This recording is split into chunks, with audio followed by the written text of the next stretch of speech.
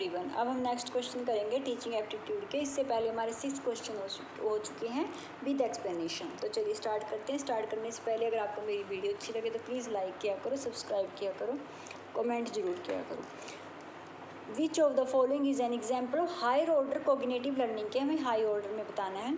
Option है learning of facts and their sequence, B option है learning on roles and action sequence, और C option है learning of concept and abstraction, और D option है learning of awareness and value. तो पहले हम देखते हैं इसकी एक्सप्लेनेशन।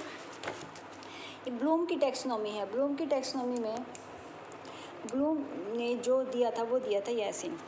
तो remembering, undertaking, applying, analysing, evaluating, creating. तो अब देखते हैं क्रिएटिंग में क्या है।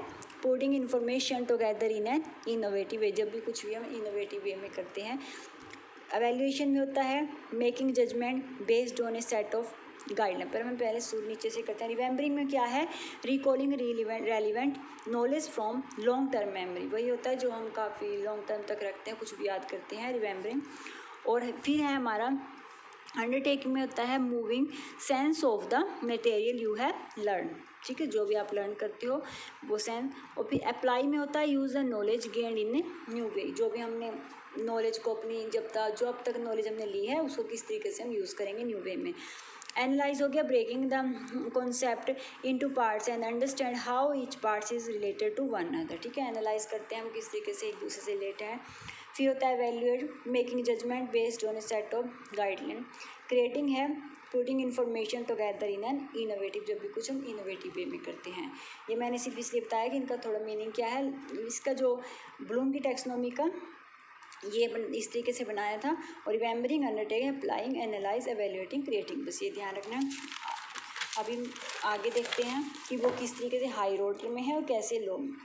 तो इसका जो हमारे वो है उसका राइट ऑप्शन है हमारा C, learning of concept and abstraction. क्यों सही है, क्योंकि जो कॉन्सेप्ट जो लर्निंग है कॉन्सेप्ट का और एब्स्ट्रैक्शन की लर्निंग, तो वो क्या involves not only the ability of understand, सिर्फ अंडरस्टैंड की एबिलिटी को जो हम वो इन्वॉल्व नहीं है इसमें, but also it apply, analyse and evaluate, क्योंकि इसमें जो अप्लाई करते हैं, एनालाइज करते हैं, एवेल्यूएट, ये तीनों इसमें हैं। अब देखो ये कहाँ पे हमारा शो कर रहे हैं, अप्लाई, एनालाइज और एवेल्यूएट। जो ये हमारा ऑप्शन सी जो सही है, जो हमारा ये लर्निंग ऑफ कॉन्सेप्ट जो एब्स्ट्रैक्शन जो हमारा सही ऑप्शन है वो क्यों है, क्योंकि इसके अंदर सिर्फ हम कह सकते हैं जो एक लर्निंग जो प्रोसेस अंडरस्टैंडिंग नहीं है कि सिर्फ समझना, बल्कि इसमें ये जो हमारे तीनों हाई ऑर्डर हैं, एवेल्यूएशन भी करते हैं, एनालाइज भी करते हैं, अप्लाई भी करते हैं, ये तीनों इसमें आते हैं हमारे ऑप्शन में।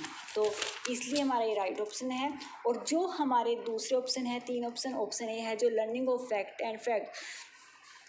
एंड देयर सीक्वेंसेस, ठीक है, और रोल्स एंड एक्शन सीक्वेंस है, awareness and value, involves the lowest order learning outcome remembering. जो रिमेम्बरिंग है लोएस्ट जो हमारा है, रिमेम्बरिंग है ये वाला सबसे लोएस्ट जो है, उसमें ये तीनों ये इसमें लाइक कर रहे हैं, इसमें आते हैं। जो learning of facts in their sequence है, learning of roles and action sequence है, learning of awareness and value है, तो ये जो तीनों हमारे आते हैं वो हमारे आते हैं रिमेम्बरिंग में, ठीक है। तो इसलिए हमारा राइट आंसर क्या होगा, ऑप्शन सी, ठीक है, ये हमारा राइट आंसर है। नेक्स्ट क्वेश्चन पे चलते हैं, क्योंकि फिर अगर हम बहुत आराम से पढ़ें तो लेंथी हो जाती है हमारी काफ़ी वीडियो बिलो, तभी मैं क्वेश्चन थोड़े डालती हूँ, लेकिन उसके साथ साथ आपका कॉन्सेप्ट क्लियर हो जाता है। इसमें ही आपके 2-3 क्वेश्चन क्लियर हो जाते हैं एक क्वेश्चन में। Below the listed some learn characteristic identify those that help in effective teaching. हमें इसमें बताने हैं लर्नर के कैरेक्टरिस्टिक्स, कौन से जो क्या करते हैं अफेक्टिव टीचिंग में हेल्प करते हैं। अब ध्यान से पढ़ना। फर्स्ट ऑप्शन है हमारा लर्नर्स रिस्पेक्ट फॉर टीचर होना चाहिए, अफेक्टिव टीचिंग में ध्यान रखना है लर्निंग, ठीक है। सेकंड ऑप्शन है learner level of mental ability, learner's previous experience, और हमारा फोर्थ ऑप्शन है learner level of interest study या learner's level of interpersonal relation, learner's view about the society. अब आप फर्स्ट से देखते हैं, अब आप देखो क्या होगा। सबसे पहले हम देखते हैं ऑप्शन ए, हमें क्या पूछा गया इफेक्टिव टीचिंग के बारे में। तो सबसे पहले लर्नर रिस्पेक्ट फॉर टीचर ये हमारा इसमें ऑप्शन नहीं आएगा। Learner level of mental ability, क्योंकि यहाँ टीचिंग की बात हो रही है, लर्निंग कैरेक्टरिस्टिक की बात हो रही है, किसमें, अफेक्टिव टीचिंग में, तो हमारा सेकंड ऑप्शन सही होगा, क्योंकि इसमें लेवल देखिए मेंटल एबिलिटी का। सी है लर्नर्स प्रीवियस एक्सपीरियंस, कभी टीचिंग होगी तो वो प्रीवियस एक्सपीरियंस के अकॉर्डिंग बच्चे की होती है। बी भी सही है हमारा, सी भी सही है। नेक्स्ट आगे देखते हैं।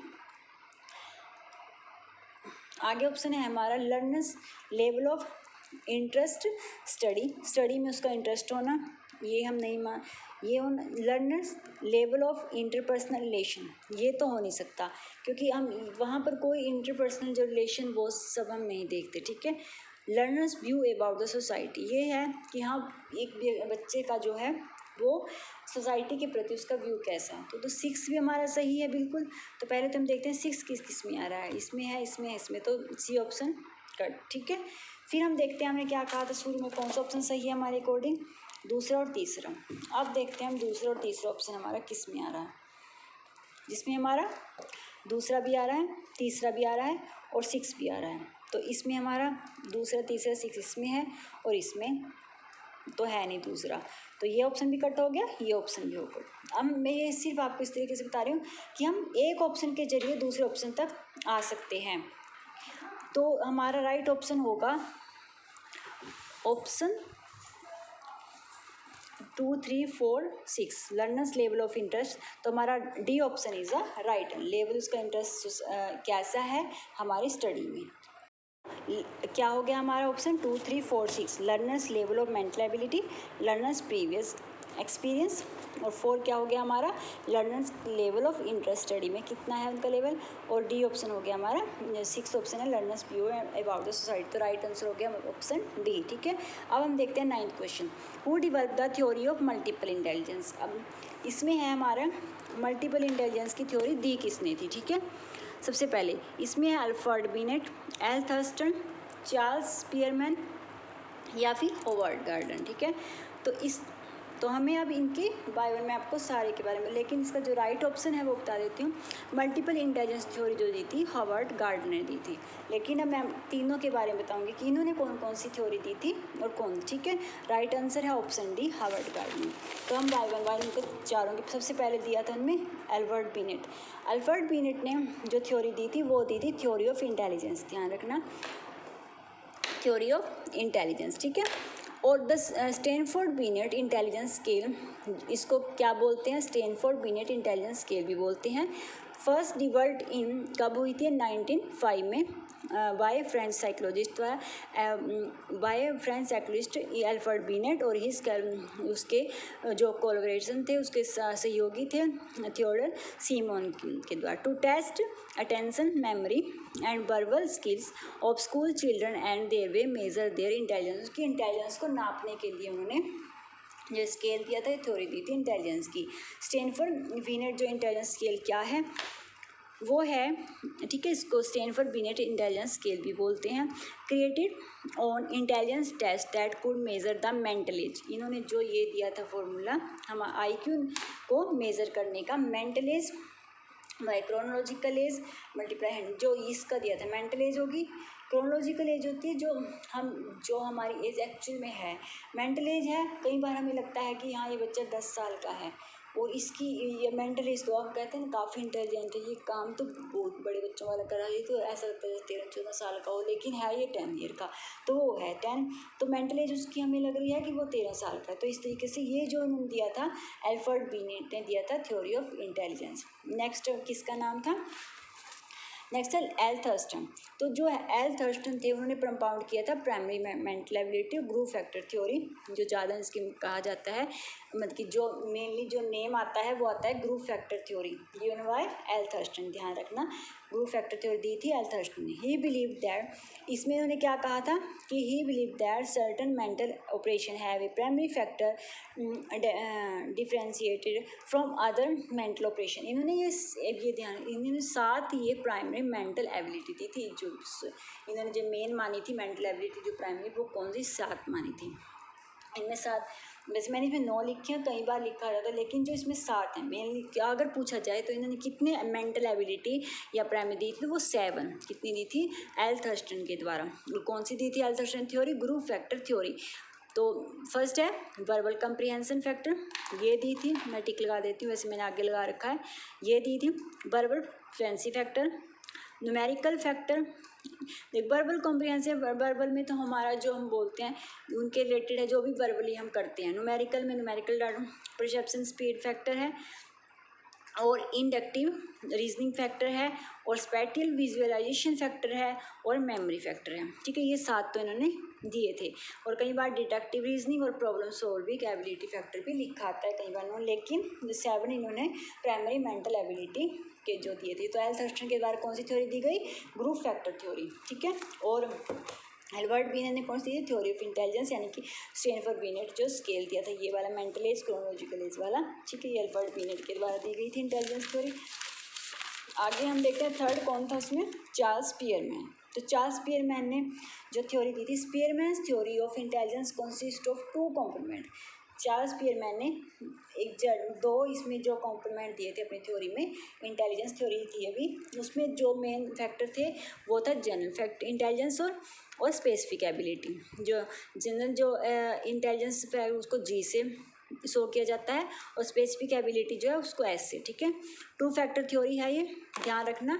चार्ल्स स्पीयरमैन की थ्योरी को क्या कहा जाता है, 2 फैक्टर थ्योरी। क्यों, क्योंकि इसमें 2 फैक्टर कौन से हैं, ये भी कई बार यही पूछ लिया जाता है, जनरल फैक्टर और स्पेसिफिक फैक्टर दिया था। ये जनरल इंटेलिजेंस एबिलिटी और स्पेसिफिक 2 ये फैक्टर थे, जनरल और स्पेसिफिक। ठीक है, जी और एस। तो 2 फैक्टर थ्योरी इसलिए इसको कहा जाता है, 1904 में दी थी। और जी आप देखते हैं जी क्या रिप्रेजेंट करता है, G represented a person general intelligence, this involves a person ability to perform complex mental work such as problem solving. जो भी हम प्रॉब्लम सॉल्विंग के लिए जो भी हम मेंटल जो भी वर्क करते हैं वो सब आता है जी। हमारे जो इन्होंने जनरल जिसको नाम दिया है, ऐसा स्पेसिफिक एबिलिटी, कुछ स्पेसिफिक एबिलिटी होना to explain the difference of performance of different tasks. Spearman hypothesizes that as complement is linked to a certain aspect of intelligence। भी जो इसमें है कि जो हम परफॉर्म करते हैं अलग अलग टास्क में, जो हम अलग अलग परफॉर्म करते हैं वो आता है स्पेसिफिक एबिलिटी में। ठीक है, और आगे है फिर, और आगे मैंने इसको जो और भी इसको नाम आप ध्यान रखना कि चार्ल्स स्पीयरमैन ने 2 फैक्टर थ्योरी तो दी थी चार्ल्स स्पीयरमैन ने, और भी जो कई बार आता है स्टैटिकल फैक्टर एनालिसिस भी जो दिया गया था वो भी स्पीयरमैन। क्रिएटर ऑफ इसको स्पीयरमैन को माना जाता है कोरिलेशन कोएफिशिएंट, जो भी हम, तो इसका भी किसको माना जाता है क्रिएटर, स्पीयरमैन। -1 to जो सॉरी पॉजिटिव और नेगेटिव जो +1 ये है, पॉजिटिव नेगेटिविटी जो रैंक ऑफ कोरिलेशन कोएफिशिएंट का है, ये भी दिया था स्पीयरमैन ने। इंटेलिजेंस थ्योरीज दी थी इन्होंने, जनरल इंटेलिजेंस और जी factor, positive correlation among cognitive ability that account for most, और जो भी IQ के लेवल के लिए। तो ये जो उन्होंने दिया था ये भी इन्हीं को कई बार पूछ लिया जाता है कि हाँ जो कोरिलेशन कोएफिशिएंट जो इसको किसने क्रिएट किया था, ये भी स्पीयरमैन ने किया था। ठीक है, आगे है हमारा जो हमारा ऑप्शन था, जो हमारा राइट आंसर था हमारी की मल्टीपल इंटेलिजेंस थ्योरी किसने दी थी, ये दी थी मल्टीपल इंटेलिजेंस। 2 फैक्टर थ्योरी है स्पीयरमैन की, मल्टीपल इंटेलिजेंस थ्योरी है हार्वर्ड गार्डनर की। ये मल्टीपल में क्या क्या नाम लिए थे देखो, वर्बल लैंग्वेजिंग, वर्बल में आएगा the capacity to use language to express what on your mind and to understand. जो भी हम वर्बली यूज़ करते हैं, जो हम किसी को एक्सप्रेस करते हैं, किस तरीके से अंडरस्टैंड कराते हैं पीपल की, लोग समझते हैं, वो जब आता है वर्बल लैंग्वेस्टिक में।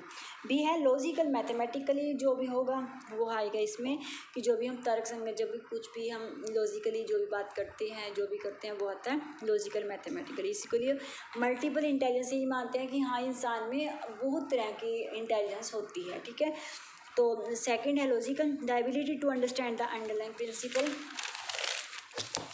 Of some kind of causal system. ठीक है, थर्ड है visual spatial, the ability to present the spatial world internally on your mind. ठीक है, जो भी हम अपने माइंड में जो भी देखते हैं दुनिया को, जो भी है वो स्पैटियल विजुअल स्पैटियल है।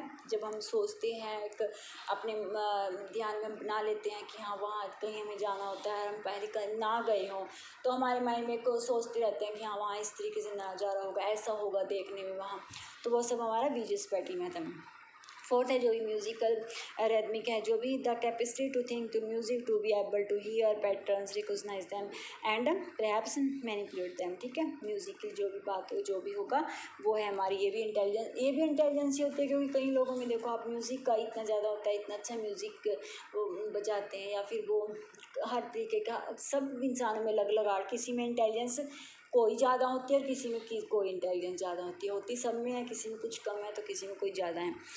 एक बॉडी काइनेस्टिक होगी, capacity to use your whole part of your body to solve problem, make something on production. जो भी हम अपने दिन भर जो भी काम कुछ भी करते हैं, जो भी अपने बॉडी पार्ट को यूज़ करके जो भी हमें किसी चीज़ को दिन भर जो काम करते हैं हम, कुछ भी है बॉडी, वो काइनेस्टिक में इसमें आएगा।